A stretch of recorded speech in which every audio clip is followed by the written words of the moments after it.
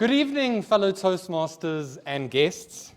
My name is Jason Redding, and today I will be hosting the panel discussion entitled Impressions.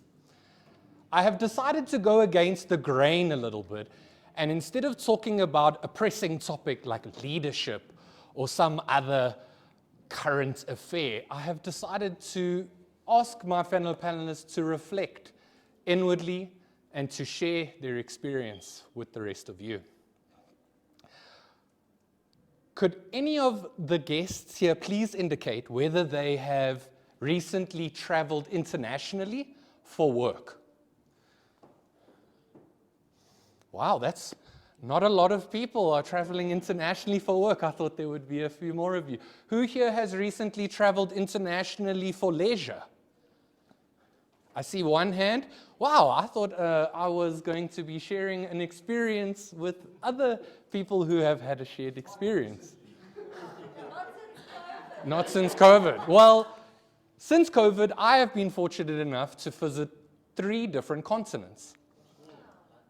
Just after COVID, my mother actually emigrated to Australia, and I went to visit her. She couldn't leave the country for 2 years. It's one of the requirements when you get a residence visa. I visited 14-hour flight to Sydney, 2-hour flight to Brisbane, great experience, 3 weeks in Australia. In August of last year, I spent a week in Lyon, France. I got to go there for work. I traveled there for an international convention where I gave a presentation, a speaker presentation at a conference for one of the projects that is within my postgraduate degree. Thank you, thank you. And more recently, my mother and I, she could now leave Australia, no longer in jail, met halfway. It used to be a place for prisoners. That's where they went to Australia.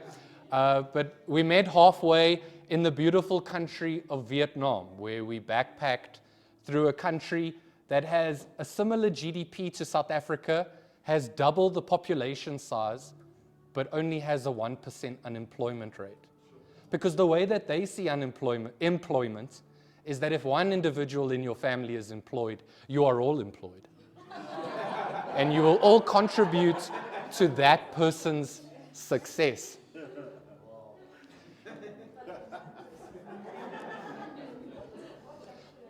There are certain skills that you develop when traveling. The number 1 skill is planning. Where are you going on holiday? How are you getting there? Where are you staying? And what are you going to do? The second skill is time management. Firstly, ensure that you get to the airport on time to not miss your flight. Secondly, what time does the flight arrive on the other side? Make sure it doesn't arrive at 2 o'clock in the morning when there's no taxi, no train, no bus. There's no one. You're stuck in the airport and you don't know where to go. And the third skill is and brings us to the topic of this discussion, is to become more empathetic, that you learn more about other people and different cultures. The most important thing I have learned when traveling, that to blend in, you must smile. Smiling is an indication of being comfortable, even if you are uncomfortable. So smile more. This is the moment where I would like to bring my panelists up to the floor this evening. I will be introducing them as I indicated to them by one, please. The first panelist indicated that even though she is not very well traveled, she has visited a continent that I personally am very afraid to visit, because that's where Americans come from. Please welcome Emma Layton.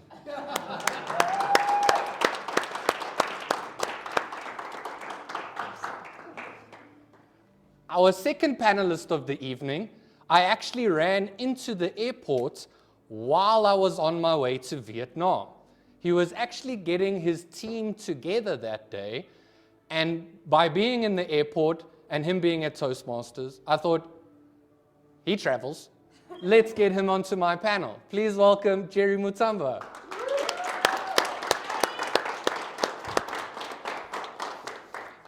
And my last panelist is someone who posts a lot of photos on their WhatsApp about them traveling, particularly hiking with their husband. And after inviting them to be a part of my panelists, indicated they have many great stories about traveling. So please welcome my final panelist, Karusha Pillay.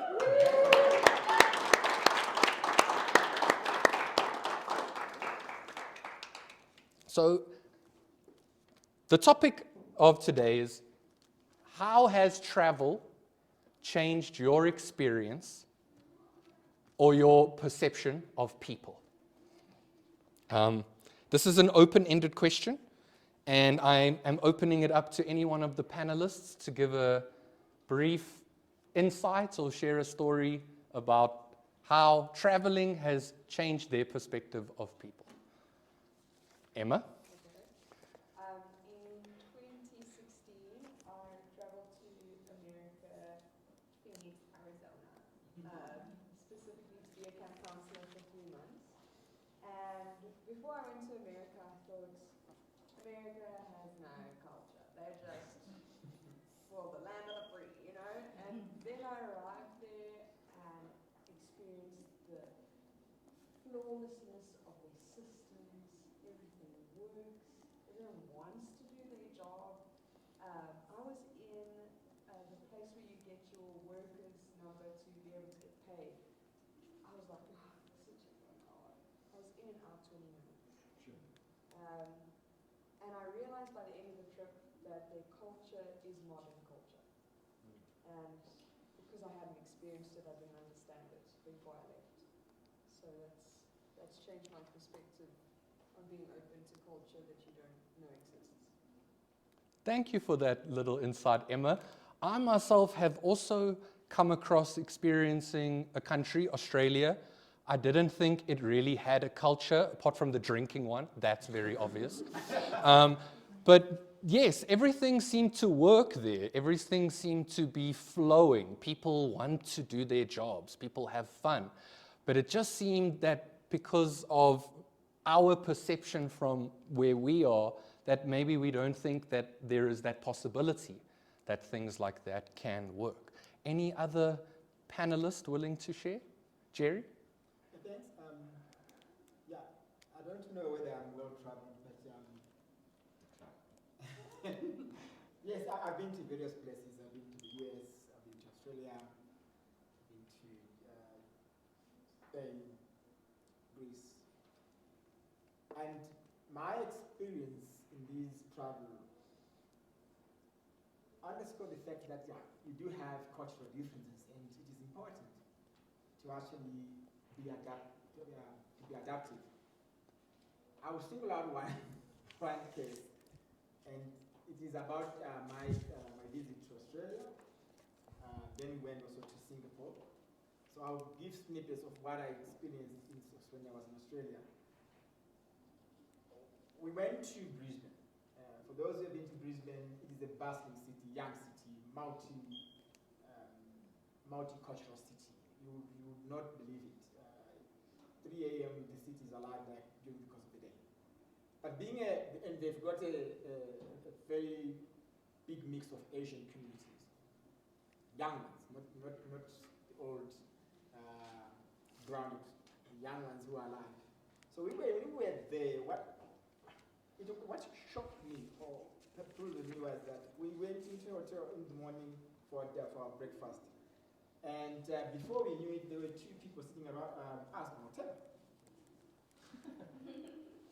Joining us, and they were engaging us as if we had met before.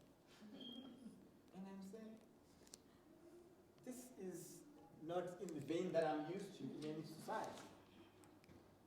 But what we then learned later is that because of the youngness of the city, these youngsters can engage you and talk to you and associate with you much more easily than we actually are accustomed to. We are much more considered before we actually engage people particularly myself, I consider myself a shy person. So that to me was, oh, is this possible?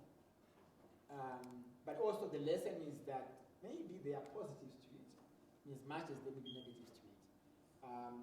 And that we may need to be open, whilst we are also careful as to what we actually open ourselves to and what we actually push on. Thank you, Jerry, for that insight. You were saying that you should be selective with regards to what you expose yourself to. And I think it's very important, I wrote here, to become comfortable with being uncomfortable. And that is a great skill that is learned while traveling and experiencing different cultures, as well as making friends. Making friends, as you indicated, you went to a place and they seemed to be more warming towards you. Just a side note on the Asian, you mentioned grounded. I think a nice word to describe the newer generation is westernized. Because I have noticed there is a big difference between those of us that consume Western culture and Western media and those in Asia who barely interact with any of it and actually seem more grounded and relaxed and tolerant of others. It's actually something I take to heart. Karusha? Okay, so I consider myself to be well-traveled. I've traveled to many different countries, but they were all first world countries. The first time I went to Asia, I went to Thailand, and I was really looking forward to it because I saw white sand beaches, blue seas. It looked great. And upon arriving, I saw that their culture was nothing like what I'm used to. And I realized that, oh my word, I'm sheltered because the first difference with traveling to Europe or the US is that they have the death penalty in Thailand. So I was really worried about my bags, my luggage, everything. The second thing is that the culture is so different. I actually had I had a culture shock because I was walking in Phuket and I don't know how to say this without sounding crass, but their red light district is like open, whereas in other countries it is underground. Yes. You'll see things like ladyboys, which is something I'd never seen before, complete culture shock. And it really took me out of my comfort zone. And yeah, I definitely traveled to more Asian countries after that because it was fun. Thank you, Karusha. We actually share something. I've also been to Thailand. I went there when I was 14 years old. And culture shock is a great word for it. I was actually talking to Emma earlier about it today, and that was in 2008. And my mother's friend was dating a trans person, which in today's society in South Africa, I don't even think that that's actually normalized. And that's 15, 16 years later. That was 15 years ago that I experienced that complete culture shock. I wasn't old enough to be taken to the red light district, they call that road Soy Cowboy. A Bangla Road, Phuket, okay. That's great, thank you. I'm now going to move over to the quick Q&A session. I've got some funny questions because I know some people fell victim to these. The first question I'll ask is to do with time management. Has any panelist missed a flight? And what did you learn from missing that flight? Yeah, it's a very interesting scenario. I was traveling to one of the Greek islands. This was around 2014, 2015. So it's not much about time management. It's actually about consciousness of time zones. Yes. So I took my flight, got to Athens, and when I got there, checked my time. The flight had arrived there on time, so everything was fine. There was a 1.5 hour, 1.5 time difference between arrival and taking the next flight to the island. And so I said, no, I'm okay. But what I didn't realize is that the time zone from South Africa and the time zone in Greece are different. So I kept on looking at my watch. And that was fine. So little did I know that I was supposed to factor in the time factor. And I sat there waiting for my flight and said, there's a lot of time. By the time I woke up to my slumber, from my slumber, I realized that the flight had gone. Oh, no. Right.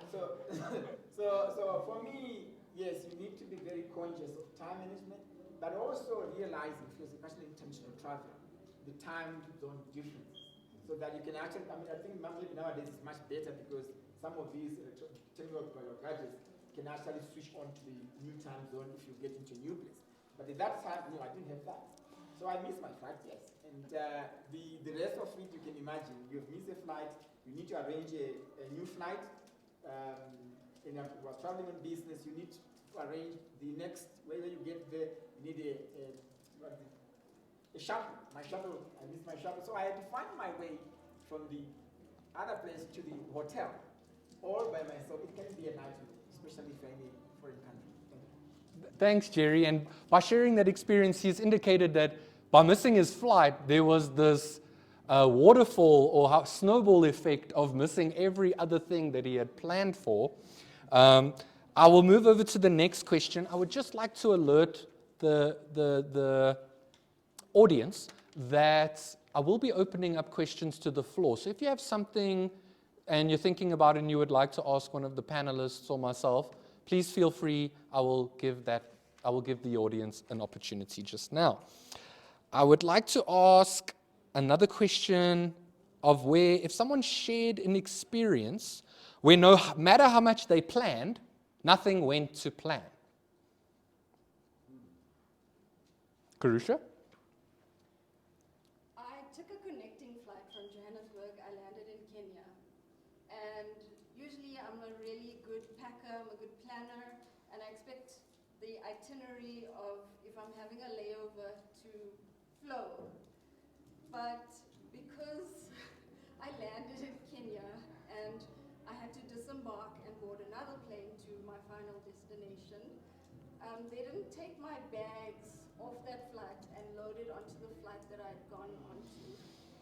Now, I'm not a rookie traveler, so I do carry like 3 sets of clothing in my hand luggage. So I landed, and my bags landed in Oman in the Middle East. And I was there. I was with my sister-in-law. She is a rookie traveler. She carried nothing as hand luggage, so I had a blast. I was laughing. We were shopping, but I mean, you have to go with it if you travel, and that's helped me to let go and not be so controlling of a situation. Thank you for sharing that. I hope there are some rookie travelers here that have been taking some notes. Pack extra clothes in case. Also, flights get delayed. I myself was delayed 48 hours in Dubai airport, not when it rained recently. It was just because flights didn't connect and stuff like that. But something else that I've noticed is a skill that you can learn while traveling is being spontaneous. And just to share with my trip in Vietnam, before I flew, we had only booked the first 4 nights of accommodation. And the next 19 days was to be planned on the spot on the trip. So do be spontaneous when you go on trips because you can have amazing experiences. Like I spent 27 hours on a prison train traveling the length of Vietnam. And I'm telling everyone here, if you go to Vietnam, don't get on the train. It's terrible. But I have done it and never again. So great. And then I have another question. Oh, my jeans ripped today. What trip didn't meet your expectations? And I would maybe suggest our last panelist. I was young and naive, as most can be, and I traveled to Singapore and Malaysia. Luckily, it was quite an experience to play hockey there. And when you're kind of in a tour group, you're not really in control of everything. And one of the things I didn't expect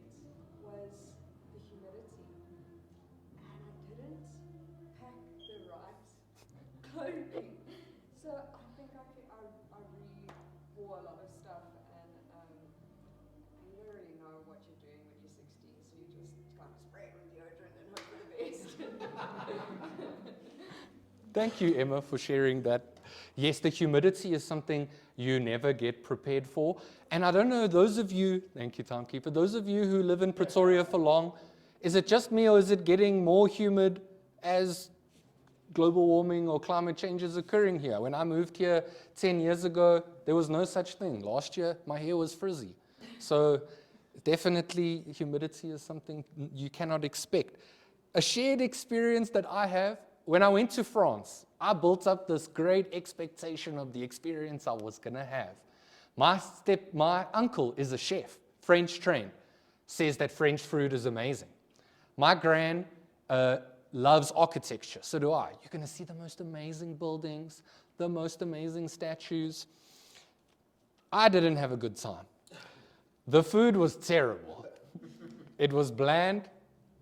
I went to very nice restaurants. The food was so basic. The city, especially the new city, is like a concrete jungle. Every building looks the same. It has the same set of graffiti sprayed on it. If it was cool graffiti, I definitely went and posed next to it, because if you scroll on my Instagram, you'll see a lot of graffiti photos. I'm a big fan of creative graffiti. But going to the old city and actually experiencing what people would refer to as the culture, that really blew my mind and actually rounded off the overall disappointments of the trip that I had. It was for work, so I didn't waste any money on the trip, luckily for that, and I don't think I'll be going back. I will now open any questions to the floor. Does anyone in the audience have a question related to travel, how travel may change someone's experience, or just a funny little comment? Yuri? Just a short question. I'd like each of the panelists and maybe yourself as well, just to say which has been your favorite place to travel to and why. You can go, Krusha. My favorite country in the world is Singapore. It's an amazing little country. It blew my mind, actually, the architecture, the engineering, everything. They use their resources so efficiently, and it's just amazing. And it's so clean, you can eat off the floor. It's really amazing. If there's one country anyone here wants to go to, it's Singapore. Just try Singapore, it's amazing. For me, I agree with her for Singapore, but I don't like the humidity. Yeah, it's a aircon country, but it's beautiful. But my best place is Gran Canaria, which is a Spanish island. It should be an African island, but it's a beautiful place. You can, for holiday purposes, there's nothing much that happens there apart from the holiday. You can actually drive around the island in one day. It's got very, very beautiful beaches. The food, beautiful. So I recommend, if you have got time and money, go to Gran Canaria. One place I didn't mention, it's a bit closer by, is Botswana. I think Botswana is beautiful. The wildlife aren't accustomed to people, so they're kind of a bit more chilled, actually, compared to the Kruger, where I feel like I'm always searching. Whereas with the Botswana, you're right there on the river, they're all just there, so you don't have to try too hard. And go to Chobe and maybe the salt pans. It's really quite the experience of Mother Nature. I would have to say that my recent trip to Vietnam was definitely the best trip I've had. I'm the type of person, when I go on holiday, I immerse myself in that culture. Xin chào, that means hello. People in Thailand would say sawadee krap, and they would bow with their hands, while in Vietnam they just bow.